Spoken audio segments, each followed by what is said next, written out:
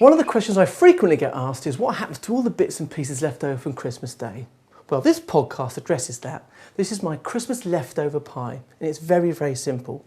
Here is a selection of vegetables left over from Christmas Day. So we've got Brussels sprouts, we've got parsnips, we've got carrots and roast potatoes. To that, I'm going to add 3 bird roasts chopped up nice and cold, and all the stuff we've got left over. Just literally put the whole lot together. Then I'm going to add a lot of chopped parsley, probably about 6 or 8 tablespoons into there, and then enough thick gravy to bring the whole thing together. And we don't want to go mad here because that gravy will let itself down slightly when it re-cooks. And the gravy becomes almost like the glue to the whole dish. And we just want to make a nice good old mix. Now, if you haven't got any vegetables left over, then a few peas, a few beans, whatever, will be perfect in this pie. It really is whatever you've got lying around. That is about perfect.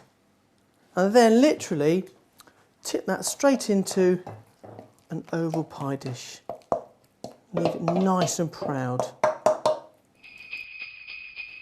little bit of flour and the pack of puff pastry. Extra flour on there. I want to keep this, try and keep it the shape of the bowl or dish you're cooking in. It makes it much easier in the long run. It's not going to be perfect, but you'll better get a rough idea.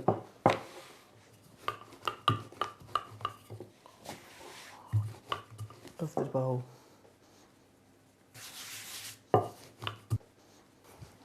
So that's roughly the size we want. So what I do is do a quick check there. That's perfect. We'll just trim that up slightly over what we want. Perfect.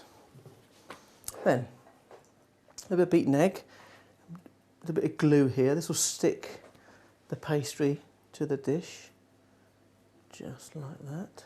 And then with a scrap pastry, we just cut some little bits and you stick those around the edge, like so.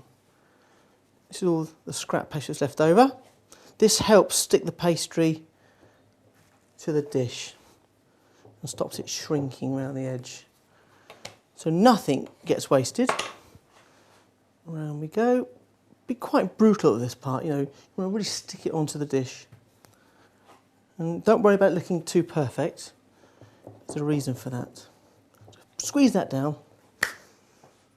and then we'll re-egg the pastry, and then this makes sure that the lid fits on nice and snugly, like that.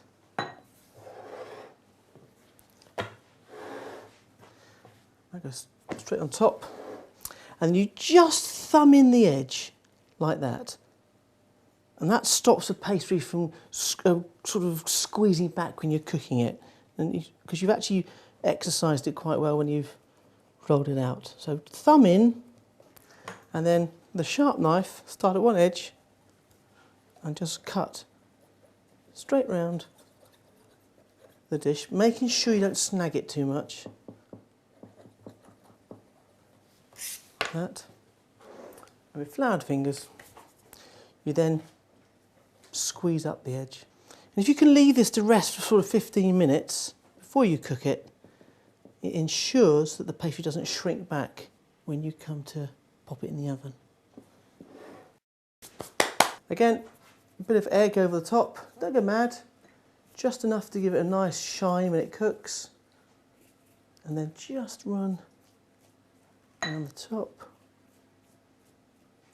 like that. And finally the most important part, you just make 3 little holes in the top. 1, 2, 3 to let the steam out. If you do that after you've egged it, the egg doesn't fill the holes. That's it, into the oven.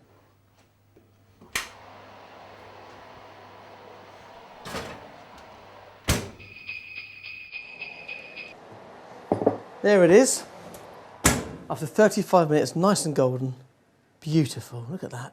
Now, Only thing to do is to cut it open and have a look. Look at that pie. I'd serve that with red cabbage or beetroot. Beautiful. Now that beats a turkey sandwich.